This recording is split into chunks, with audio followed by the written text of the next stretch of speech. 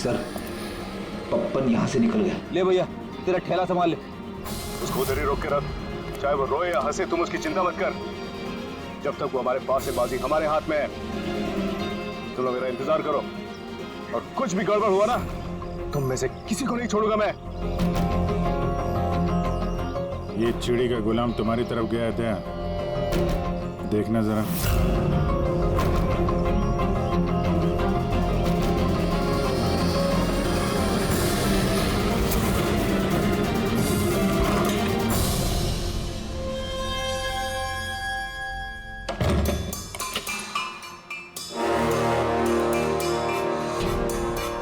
कैसा लगा हमारा इनविटेशन भरत साहब? देखो देखो, आप लोग जो कोई भी हो, तो मुझे और मेरे बेटे को छोड़ दो। मैं आप लोगों से रहम की भीख मांगता हूँ। रहम। Okay fine. एक काम करो, मुझे तुम यहाँ पर रोक लो, लेकिन मेरे बेटे को छोड़ दो। मुझे ना तो तुम चाहिए ना तुम्हारा बेटा। मैं चाहता हूँ कि तुम विवेक सर की बिड पास करो। विवेक सर खुश तो मैं खुश। ये पॉसिबल नहीं है। मैं इंडियन मिनिस्ट्री में एक एम्प्लॉय हूँ। माना कि सारे कॉन्ट्रैक्ट मेरे जरिए पास होते, लेकिन मैं ऐसे ही किसी कंपनी का कॉन्ट्रैक्ट कैसे पास करवा दूं सर? मिस्टर भरत, तुम ना मामले की गंभीरता को नहीं समझ रहे हो। तुम्हारे बेटे के साथ क्या हो सकता है, तुम सपने में भी नहीं सोच सकते। सपने में तुम भी नहीं सोच सकते कि अब तुम्हारे साथ क्या होने वाला है। सर, मैं मिनिस्ट्री की तरफ से काम कर रहा था। जितनी भी सील्ड बिड इंडियन फर्म्स की तरफ से होती हैं, उसका इंचार्ज था मैं। चीनी और जापानी कंपनियों के पास अपने देश में नीलामी का कार्यालय था, लेकिन सभी भारतीय बोलियां उनके पास आई। किसी विदेशी कंपनी को भी कॉन्ट्रैक्ट मिला था क्या? नहीं सर, इसके बारे में सभी की कॉमन राय थी, क्योंकि भारतीयों के पास चीप लेबर और रॉ मटेरियल इजीली अवेलेबल था, इसलिए दूसरी विदेशी कंपनियों को कॉन्ट्रैक्ट मिलना मुश्किल था सर। सर, इस नीलामी का चक्कर तो समझ में आ गया। इस विवेक ने नीलामी को अपने फेवर में करने के लिए इनके बेटे को किडनैप किया, मगर विवेक को किसने मारा होगा और क्यों? ये काम तो जरूर किसी इंडियन कंपनी का ही है, जो विवेक का कॉम्पिटिटर था। इसी चक्कर में हुआ ये सब। वो लिस्ट लाए ना आप, जो विवेक के अलावा इंडियन मीडियर्स थे? ये सर, जैसा आपने कहा था, आपके अकॉर्डिंग ये मैंने लिस्ट तैयार की। Thank you. कार्तिक, विवेक, इन दोनों के अलावा राकेश, प्रमेश, शिवानी, रोनी और नवीन। अच्छा भरत जी, इनमें से आपको कौन लगता है जो विवेक के खिलाफ बोली लगाने वाला सबसे ज्यादा? सर,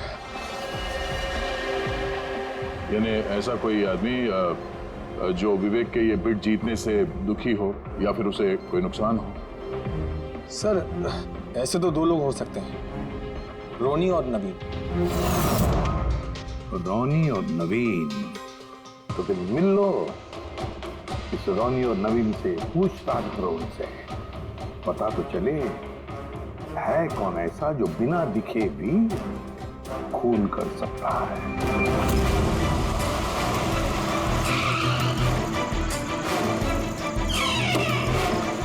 जी कहिए, किससे मिलना है? रोनी साहब को बोलो सीआईडी वाले आए।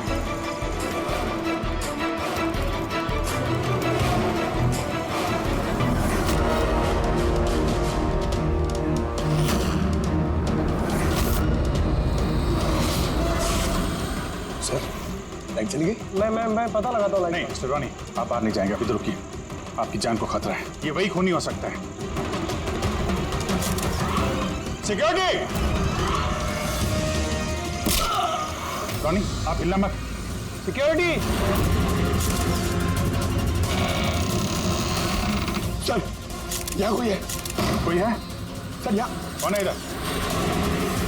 कौन है? मिस्टर रोनी, आप हिलना मत। सर, मैं देखता हूँ, देखो। पंकज! ओह नो, रोनी! साहब, सबको क्या हुआ? एक मिनट। He's no more. बाहर जाते हुए कोई दिखा था क्या? नहीं सर, मैं वहाँ जंक्शन पे गया, लाइट ऑन की और देखा कि हमारा दूसरा सिक्योरिटी गेट के पास बेहोश पड़ा हुआ है और मैं अंदर आ गया सर। Hello sir.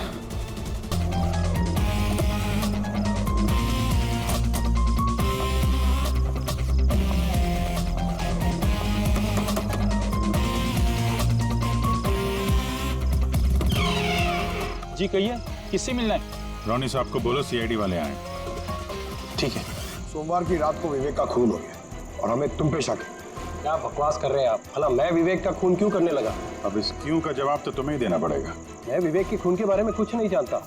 ये तो अभी अभी आप लोगों ने बताया, वो मैं जानता हूँ। देखो, ज्यादा भोलेपन का नाटक मत करो। साफ साफ बताओ, विवेक को क्यों मारा तुमने? सर, मैंने विवेक का खून नहीं किया है, और वैसे भी उसके घर के बाहर सिक्योरिटी गार्ड थे, तो कोई कैसे उसके घर में घुसकर मार सकता है? सिक्योरिटी गार्ड्स कुछ नहीं कर पाए क्योंकि उन्हें कोई दिखाई नहीं। क्या मतलब? मतलब ये है कि एक ना दिखने वाला इंसान विवेक के घर में आया और उसने लाइट के जंक्शन बॉक्स के साथ कुछ छेड़छाड़ की, इससे लाइट चली गई। सर, लाइट चली गई? मैं पता लगाता हूँ। नहीं मिस्टर रॉनी, आप बाहर नहीं जाएंगे, अभी तो रुकिए, आपकी जान को खतरा है। ये वही खूनी हो सकता है। सिक्योरिटी! रॉनी, आप हिलना मत। जी, सिक्योरिटी!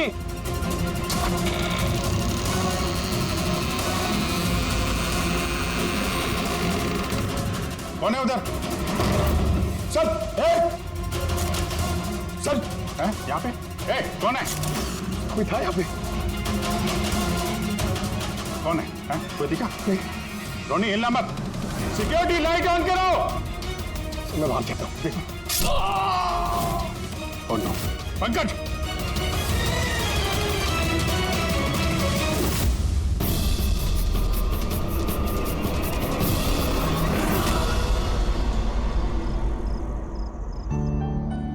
वीना, आज दिन भर सिर्फ काम काम और काम ही रहा है। शरीर भी थक गया है, पूरी बॉडी दर्द दे रही है। विवेक, 24 घंटे सोचोगे तो बॉडी तो पेन होगा ना। अब इतना बड़ा बिजनेस करना है तो सोचना तो पड़ेगा ही ना। थोड़ा सोच समझ के काम करोगे तो दिमाग पे प्रेशर कम पड़ेगा ना। ये कोई गुड्डे गुड्डियों का खेल नहीं है जो चुटकी बजाते ही काम शुरू हो जाए और चुटकी बजाते ही खेल खत्म। समझ रही हो? ठीक है, एक काम करती हूँ, मैं लोकेश को बुलाती हूँ, वो तुम्हारी मालिश कर देगा अच्छे से। ठीक है? मालिश नहीं, बस गर्मा गर्म एक गिलास दूध मेरे लिए लेकर आ जाओ ताकि सारी थकान दूर हो जाए। अच्छा, तो अभी लेके आई।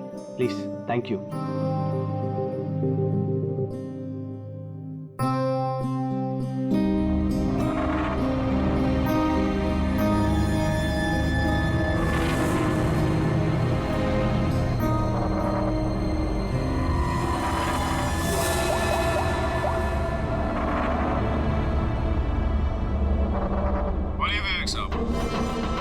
सब ठीक ठाक है? हाँ साहब, सब ठीक है, एकदम ट्रैक पे है। काम हो जाएगा ना? आपको जुबान दिया साहब, काम हो जाएगा। जो भी तुम्हें सही लगे वो सब करो, तुम्हें पूरी छूट है, मगर उसको फिक्स कर दो। आप चिंता मत करो साहब, वो तैयार हो जाएगा। उसको तैयार करना मेरे बाएं हाथ का काम है। गुड।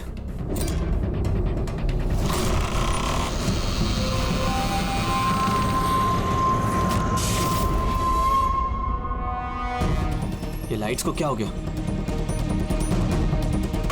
वीना, वीना तुम हो? वीना, तुम बोलती क्यों नहीं? ये लाइट्स कैसे चली गई? लोकेश, वीना, कौन है? कौन है यहाँ पे? वीना, मजाक मत करो। देखो, देखो, मैं अंधेरे से नहीं डरता। विवेक साहब! विवेक साहब! विवेक साहब! लोकेश! वीना! लोकेश, जल्दी आओ, कोई है कमरे में। विवेक साहब! विवेक साहब, दरवाजा खोलिए! विवेक साहब! क्या हुआ साहब?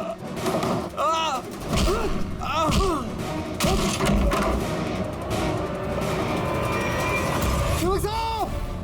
मार्गिन! विवेक साहब! विवेक साहब! विवेक साहब! विवेक साहब!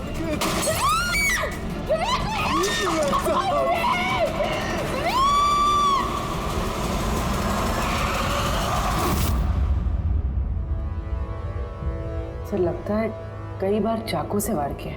ये देखिए, कटने का और चाकू घोंपने का निशान है। घाव के पैटर्न देख के लगता है कि घाव चाकू के नहीं है, किसी और चीज से खून किया गया है। ऐसा क्यों लगता है सर आपको?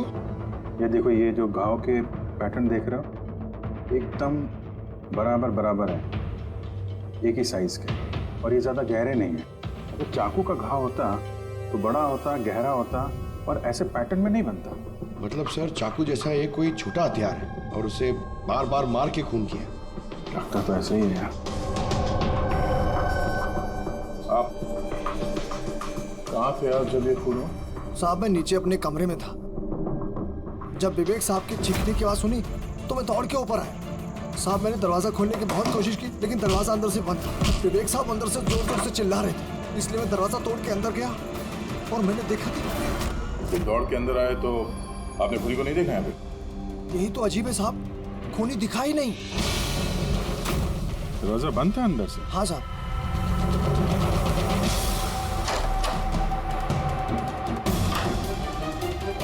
तुम अंदर आए तो यहाँ पे लाइट थी? साहब उस वक्त लाइट नहीं थी। जब मैं दरवाजा खोल के अंदर आया तो लाइट आ गई। कमाल है सर, ये कैसा खूनी है जो लाइट में भी नहीं दिखा? कहीं ये आत्मा? ये भी तो हो सकता है कि जब कमरे में अंधेरा था उसी वक्त खूनी दरवाजे से बाहर गया। साहब ऐसा बिल्कुल नहीं हो सकता। साहब अगर खूनी दरवाजे से अंधेरे में भी गया होता तो मुझे जरूर दिखा होता। मेरी आंखें बिल्कुल ठीक है साहब। कमरे से बाहर जाने का और कोई रास्ता तो दिख नहीं रहा है। वही तो, कमरे से बाहर जाने का एक ही रास्ता है, वो है ये दरवाजा। दरवाजा अंदर से बंद था और लोकेश ने ये दरवाजा खोला, और इसने तो यहाँ पे खूनी को देखा नहीं। कमाल है।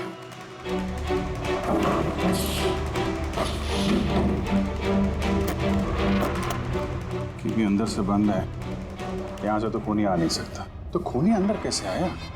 और फिर बाहर जाते हुए किसी को दिखा नहीं? सर, मेरी दादी एक भूतिया कहानी सुनाती थी। पंकज, एक तो ये कहानी नहीं है, हकीकत है, और ये भूतिया नहीं है। सर ये हकीकत है, लेकिन भूतिया लगता है ना। कोई यहाँ पर आता है, बिना हथियार के खून करता है और चले जाता है। कहाँ से? जाने का तो यही एक रास्ता है, ये दरवाजा। लेकिन सर बीना तो सीढ़ियों से ऊपर आ रही थी, और अगर खूनी यहाँ से जाता तो उसे दिखता जरूर। कमाल है यार, ये लाइट का आना जाना, इसका कुछ ना कुछ कनेक्शन है इस केस के साथ। लाइट का जंक्शन बॉक्स कहाँ पे है?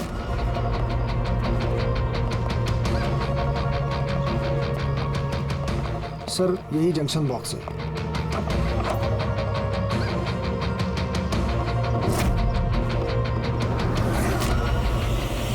इधर आ जरा। कल तुम ही ड्यूटी पे थे? मैं तो गेट पे था साहब। तुम्हारे गेट पे रहते कोई घर में घुस के खून कर गया, तुम्हें पता नहीं चला? देखिए साहब, मैं अपनी ड्यूटी पे अलर्ट रहता हूँ। ना कोई अंदर आया है, ना कोई बाहर गया है। अलर्ट? तो क्या खूनी हवा में आया, हवा में गायब हो गया है? ये लाइट स्विच ऑफ किसने की थी यहाँ से?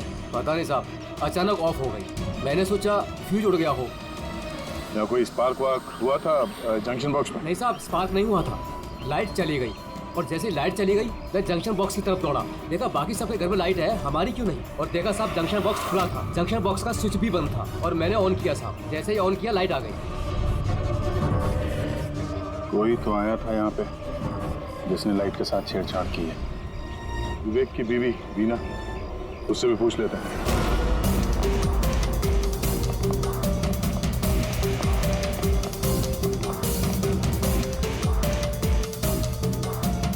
बीना जी, हमें मालूम है ये बड़ा मुश्किल समय है आपके लिए, पर हम लोग भी थोड़े हैरान हैं कि यहाँ पे सबके रहते हुए विवेक का खून हो जाता है और किसी ने भी खूनी को देखा नहीं। सर इस बात का जवाब मेरे पास भी नहीं है। मैं खुद हैरान हूँ, खूनी कहाँ से हवा बनकर आया और कहाँ चला गया। मैं मेरे बच्चों को क्या जवाब दूंगी सर, उन पर क्या बीतेगी। हिम्मत रखो, समय के साथ साथ बच्चे भी समझ जाएंगे। आप कौन है? सर मैं विवेक का बिजनेस पार्टनर हूँ। मेरा नाम राकेश है और मैं अभी जापान से लौटा हूँ। किस सिलसिले में जापान गया था? सर एक बिजनेस के मामले में गया था। क्या बिजनेस क्या करते हैं? सर विवेक और राकेश एक जापान में ऑयल बेसिन का बिजनेस शुरू कर रहे थे। जापान की सी में जॉइंट वेंचर था इंडिया और जापान में। दोस्त तो गया ही, पता नहीं अब कंपनी का क्या होगा? विवेक की किसी से कोई दुश्मनी थी क्या, या आजकल कुछ स्ट्रेस में हो, कोई धमकी भरे फोन, ऐसा कुछ? नहीं सर, कभी किसी की धमकी या फिर कुछ ऐसा उन्होंने नहीं बताया, लेकिन वो जापान की डील को लेकर काफी टेंशन में रहते थे। किस तरह की टेंशन? डील होगी भी या नहीं। लेकिन सर एक बात और थी। क्या? सर कुछ दिन पहले विवेक एक बहुत अजीब आदमी से मिले थे। अरे आप चिंता मत करो, आपने मुझ पर भरोसा किया, अपना वादा पूरा किया, अब मैं भी आपका वादा पूरा करूंगा। पुलिस को भनक भी नहीं होनी चाहिए। साहब पप्पन नाम है मेरा, मुझ पे भरोसा है ना? विश्वास है इसलिए काम दिया है तुम्हें। बस अब पप्पन का कमाल देखो। पप्पन? देखिए, जैसा आपने बताया उससे तो यही लगता है कि ये पप्पन कोई पुराना मुजरिम है, और हर मुजरिम का रिकॉर्ड है हमारे पास। आप उसकी फोटो देखेंगे तो पहचान लेंगे? जी सर।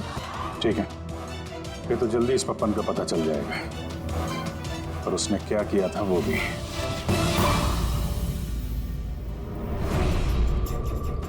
आप लोगों का शक एकदम सही बॉस, ये खून चाकू से नहीं हुआ। तो फिर किस हथियार से हुआ जो कोई भी देख नहीं पाया? यहाँ तक कि लोकेश को भी वो हथियार दिखाई नहीं पड़ा। हाँ बॉस, हथियार भी नहीं नजर आया, और कमाल की बात है खूनी भी दिखाई नहीं दिया। ये तो पहले हो गई। खून हुआ, खून ही नजर नहीं आया। घाव चाकू जैसे हैं, लेकिन खून चाकू से नहीं हुआ। पहेली तो है अभिजीत, और इस पहेली को सॉल्व करने के लिए आप लोगों को कड़ी मशक्कत करनी पड़ेगी। देखो बॉस, हम लोग आत्मा में तो विश्वास नहीं करते, लेकिन साइंस से कुछ भी किया जा सकता है, और मुझे लगता है किसी मॉडर्न साइंस की टेक्निक का इस्तेमाल किया गया है इस खून में। हाईटेक खूनी? हाईटेक ही हो सकता है, वरना ना दिखने वाले खूनी को लाइट्स ऑफ करने की क्या जरूरत है? माना कि खूनी हाईटेक है, मगर कहीं ना कहीं उंगलियों के निशान तो छोड़े होंगे ना उसने। बिल्कुल है। तो फिर सर, जो क्राइम सीन से हमने उंगलियों के निशान लाए थे, उनमें से एक निशान खूनी के भी होंगे। होने चाहिए थे, लेकिन अफसोस की बात यह है कि है नहीं। आप लोग जो भी फिंगरप्रिंट्स लेके आए, उसमें सिर्फ विवेक और उसकी पत्नी के फिंगरप्रिंट्स हैं, जो एकदम क्लियर है। बाकी के फिंगरप्रिंट्स एकदम स्पष्ट हैं, सब मिल गए हैं। ऐसा लगता है जैसे किसी ने ग्लव्स पहन करके दरवाजा खोला और बंद किया। प्लानिंग के साथ खून किया गया है, ताकि सबूत ही ना मिले। काम करते हैं, इस विवेक के घर में जितने भी लोग हैं, उन सब से अलग अलग स्टेटमेंट लेते हैं, सबसे पूछताछ करते हैं कि उस रात हुआ क्या था। खूनी ने अंधेरे का फायदा उठाया है, अब हम भी अंधेरे में निशाना लगाएंगे। सर, जब ये खून हो रहा होगा तो वो खूनी अंदर ही होगा सर। जैसे ही बिना बाहर के उसने खून कर दिया। ये थ्योरी हो सकती है पंकज, अगर लाइट नहीं गई होती तो फिर सर दो खूनी होंगे, एक लाइट ऑपरेट कर रहा होगा और अंदर खून कर रहा होगा। मगर जिसने लाइट ऑफ करी वो कहाँ था? वहां पे तो गार्ड खड़ा था, उसने बोला ना उसने किसी को अंदर आते देखा, ना कोई बाहर गया। सर लेकिन जब वीना बाहर गई थी तो उसने दरवाजा खुला हुआ देखा था सर, तो हो सकता है कि दरवाजे के ऊपर उसकी उंगली के निशान हो।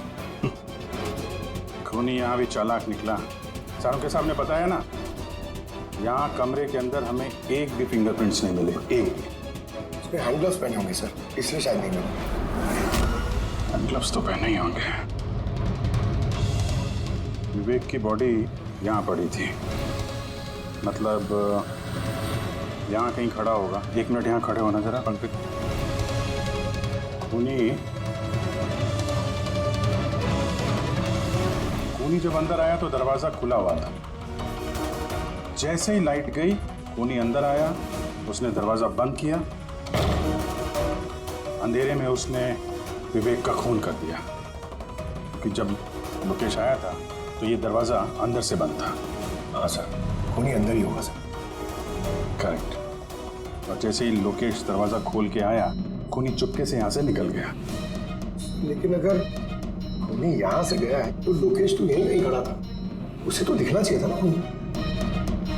लोकेश का कहना है उसने सिर्फ यहाँ पे विवेक की बॉडी देखी थी, खूनी उसे नजर नहीं आया। सर ये लोकेशन ये झूठ बोल रहा है सर।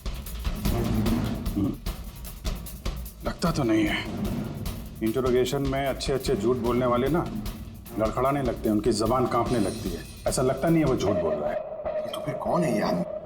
वीना ने उसे महसूस किया, लोकेश ने उसे महसूस किया, लेकिन देखा नहीं।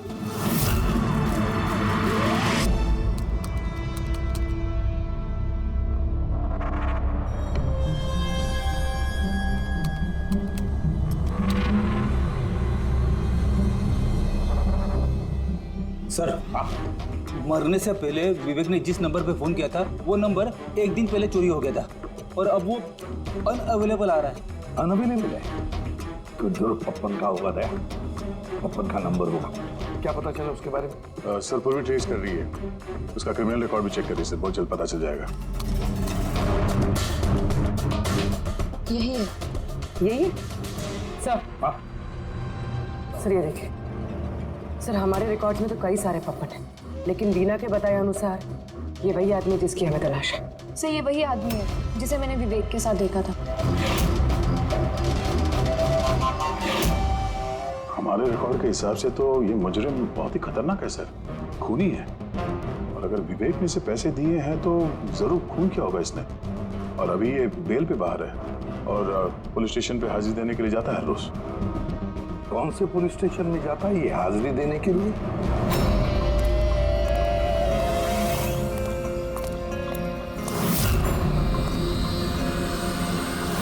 सर यहां से पास हो गया। सब्जी ले लो भाई, सब्जी ले लो, सब्जी ले लो।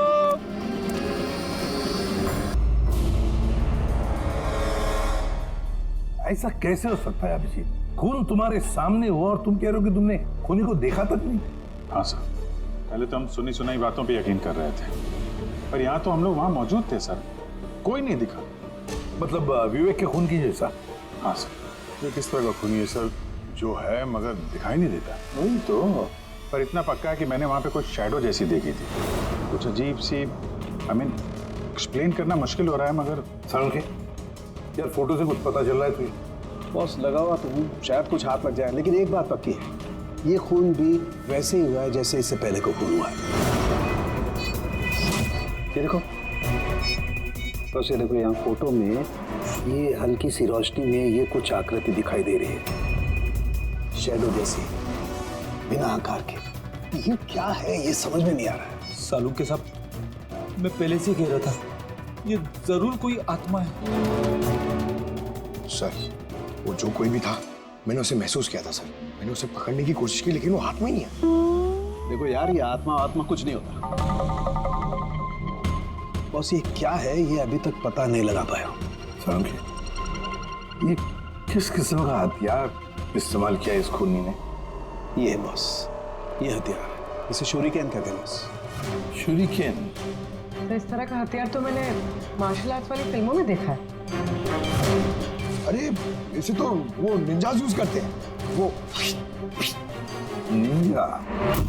सर ये जापानीज हथियार है, निंजाज स्टाइल के हथियार इस्तेमाल करते हैं। Japan Ninja?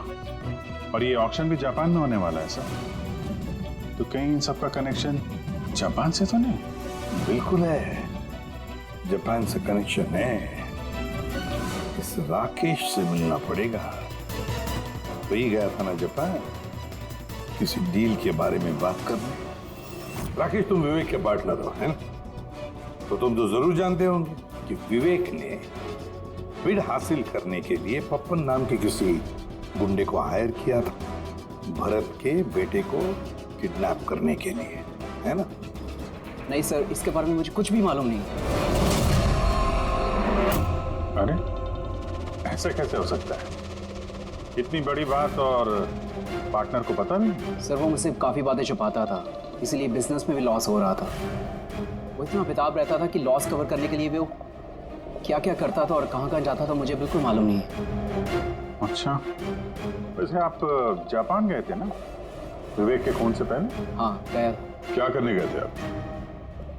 Oil rig project का मामला था, इसके लिए मैं जापान गया था, मगर विवेक यहीं से सारे ऑपरेशन हैंडल कर रहा था। ऑयल रिग का प्रोजेक्ट? तो क्या प्रोजेक्ट था, जरा डिटेल में बताओ तो सही। जापान में एक द्वीप है जिसे ऐतिहासिक और पवित्र माना जाता है। वहाँ के लोग ऑलरिक प्रोजेक्ट को लगाने के लिए मना कर रहे थे। पवित्र समंती द्वीप? क्या पवित्र है उस आइलैंड में?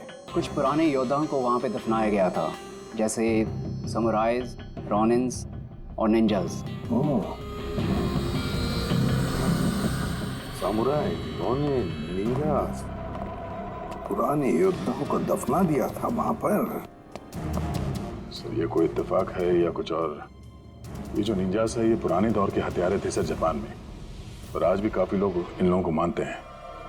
तो वो लोग नहीं चाहते होंगे कि उस जगह पे ये ऑयल ड्रिलिंग हो और उन लोगों ने इन्हें।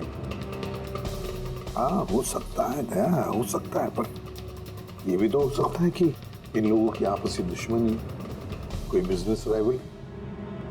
सर ये नवीन तो नहीं हो सकता, क्योंकि जब दूसरा खून हुआ तब मैं और पूरी उसी के साथ थे। तो फिर ये बचे 3 बिडर्स, शिवानी, प्रमेश और कार्तिक, तीनों को बुला लेते हैं यहाँ पर।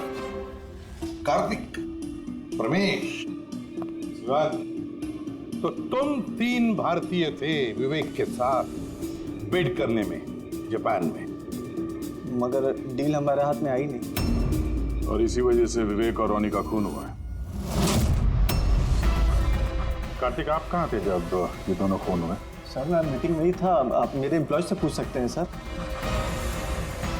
और प्रमेश? सर मैं सामाजिक व्यक्ति हूँ, और सर इसके गवाह सर वो अफसर हैं, और सर जिस वक्त खून हुआ मैं उनका साथी था सर। तो ये भी तो हो सकता है ना कि ये खून तुम लोगों ने करवाया। सर हम क्यों खून करवाने लगे? सब अपने अपने नसीब का खाते हैं सर, और डील नहीं हुई तो क्या हुआ सर, कभी ना कभी कोई ना कोई डील तो हो ही जाएगी। वैसे आप कहाँ थे शिवानी जब ये खून हुआ? सर मैं जापान गई थी। और क्या करने गई थी आप जापान में? सर एक मजबूरी आ गई थी। मजबूरी? कैसी मजबूरी? सर कुछ विदेशी कंपनियां हमारी भारतीय कंपनियों के बारे में गलत अफवाहें उड़ा रही थी, उसी वजह से भारतीय कंपनियों को बहुत ही चिंता हो रही थी। तो हम वहां उनकी चिंता दूर करने गए थे और ये बताने गए थे कि भारतीय कंपनियां सबसे बेहतर होती हैं। और वैसे भी सर हमने अपनी बिड्स विड्रॉ कर ली थी, तो फिर हम क्यों मारेंगे उन्हें? और बिड्स विड्रॉ करने की कोई खास वजह? सर वजह सर ये थी कि हम लोग अपनी ज़िंदगी में सब टेंशन नहीं चाहते हैं, और सर हम लोग किसी भी तरह का कोई रिस्क नहीं चाहते हैं। सर हम लोग को सर जो भी मिल रहा है सर हम उतने में खुश हैं।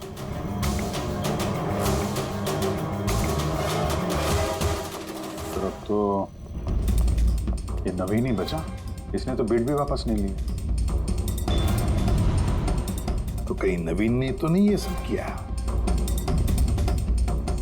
तो फिर ये भी तो हो सकता है कि अगला शिकार नवीन ही हो। नवीन, तुमने बिड क्यों नहीं कैंसिल की जब सारे लोग पीछे हट गए थे? ऐसे कैसे मैं पीछे हट जाता? इस कॉन्ट्रैक्ट को पाने के लिए मैंने कितने महीनों मेहनत की है पता है तुम्हें? मुझे लगा कि अगर ये कॉन्ट्रैक्ट मेरे हाथ में आ गया तो मेरी सारी दुनिया बदल जाएगी। अब तो दुनिया से जाने की ही नौबत आ गई है। तुम समझते क्यों नहीं हो? अगर तुम चले गए तो मेरा क्या होगा? डरने की कोई बात नहीं है, हमें कुछ नहीं होगा। सीआईडी की पूरी टीम हमारे साथ है। अरे सीआईडी वालों के सामने वो मार के चला गया, और सीआईडी वाले क्या किए? कुछ नहीं कर पाए वो। सीआईडी की टीम पे भरोसा रखो तुम, हमें कुछ नहीं होगा। पंकज, तुम्हें पता है ना हमें क्या करना है? Don't worry, I know. मैं आता हूँ।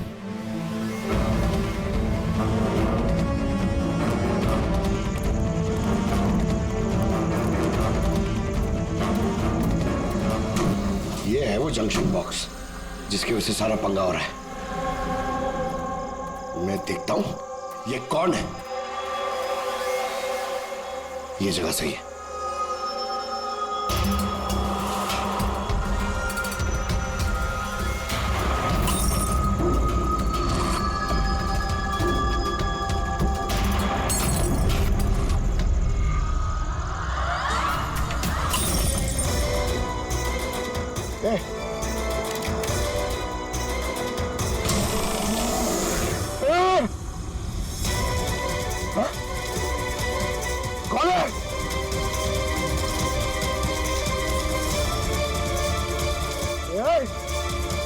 मारा।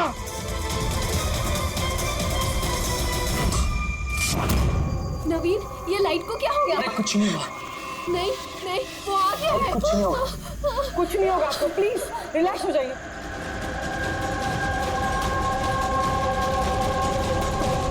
रिलैक्स हो जाइए। सामने आओ। वो तुम्हें मार डालेगा। अरे नहीं। कौन है यहाँ पे?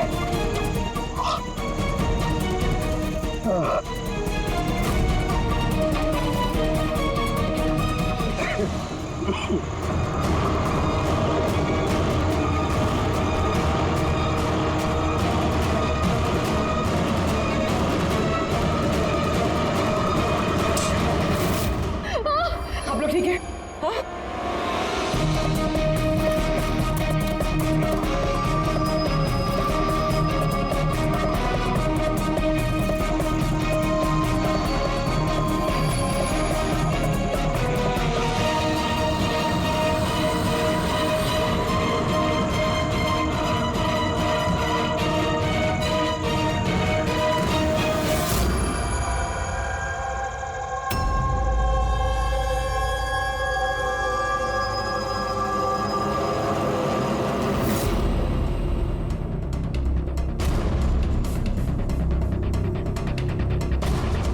मैंने वहां पर 6 गोलियां चलाई थी।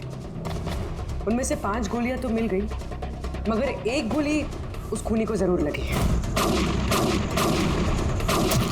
एक गोली खूनी को लगी है? तो पुण्य तुम यकीन नहीं साथ कैसे कह सकती हो कि 6 में से एक गोली खूनी को लगी है? क्या वहां पे कोई खून वगैरह गिरा था? नहीं सर, खून तो नहीं था वहां पर, लेकिन गोली लगने की आवाज जरूर आई थी। अगर गोली लगी है तो खून तो निकलेगा ही। घर के अंदर ना सही तो घर के बाहर कहीं मिला? नहीं सर, हमने अच्छे से चेक किया था, वहां पर खून था ही नहीं। हो सकता है सर खूनी ने बुलेट प्रूफ वेस्ट पहन रखी हो। और सर ये भी तो हो सकता है कि ये काला कपड़ा उस बुलेट प्रूफ वेस्ट का टुकड़ा हो। सर इस काले कपड़े के टुकड़े से कुछ पता चल रहा है तुझे?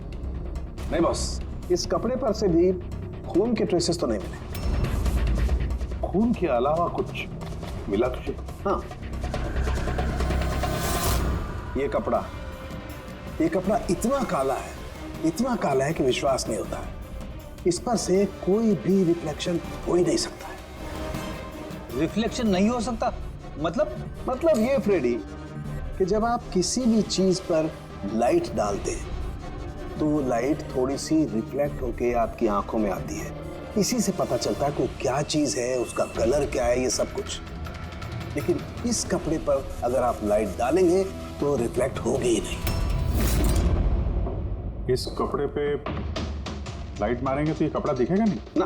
मैं दिखाता हूं, ये देखो, ये यहाँ पर ये लाइट है। अब हम इसे ट्रैवल करते हैं इस कपड़े पर और ये देखो लाइट गायब। माय गॉड, मतलब इस कपड़े ने सारी की सारी लाइट एब्जॉर्ब कर ली। और ये देखो, कपड़े से बाहर आए तो फिर से लाइट दिखाई देना शुरू हो गई। अजीब कपड़ा है, पूरी लाइट एब्जॉर्ब कर लेता है। पता ही नहीं चल रहा था कपड़ा है कि नहीं। इंसान के नवीन की जान को खतरा है, जो भी है जल्दी बता दे। बॉस, मैं जानता हूं कि ये क्या है और खून कैसे हुआ है।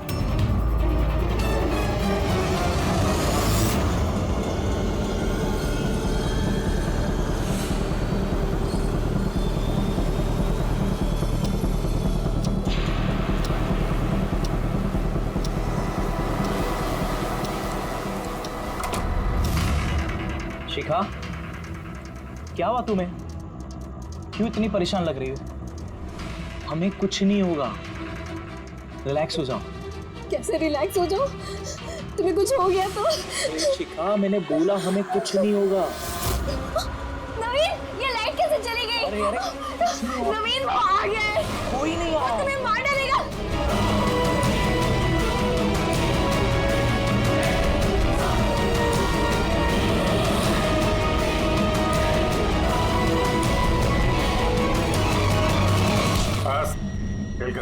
एक गिलास दूध अपने हाथों से लेकर आ जाओ, सारी थकान दूर हो जाएगी। अच्छा, अभी लेकर आती हूँ। Please, thank you.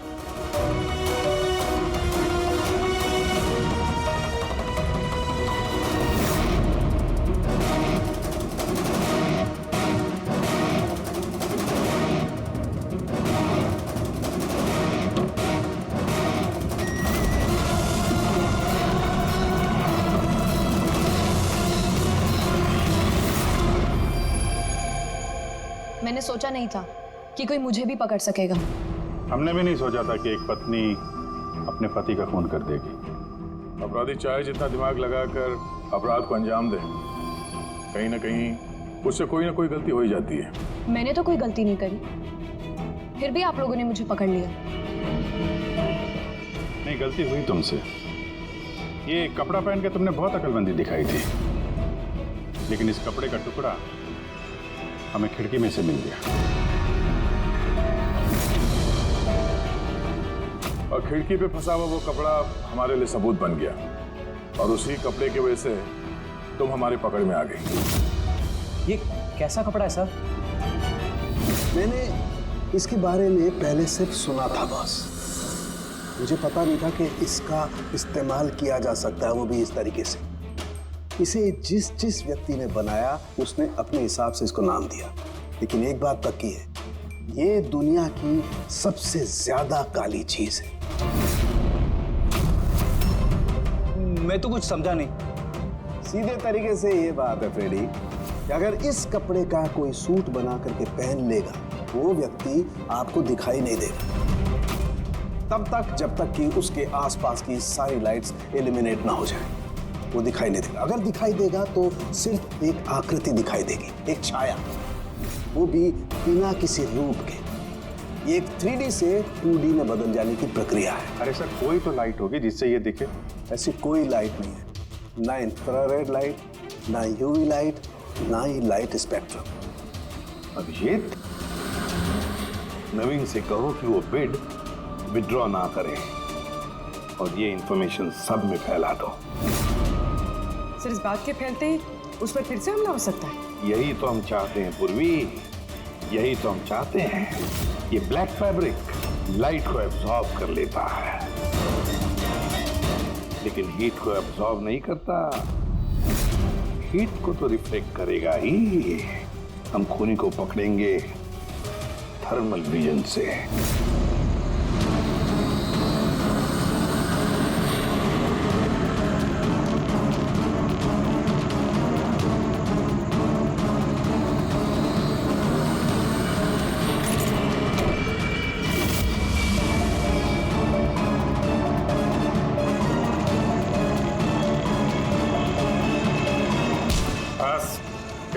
किस तरह से इस काली ड्रेस की वजह से तुम्हारा खेल खत्म हो गया?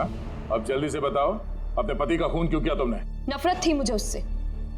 उसकी बीवी कहलाते हुए भी मुझे शर्म आती थी। क्यों? ऐसा क्या करता था वो कि तुम्हें इतनी नफरत थी?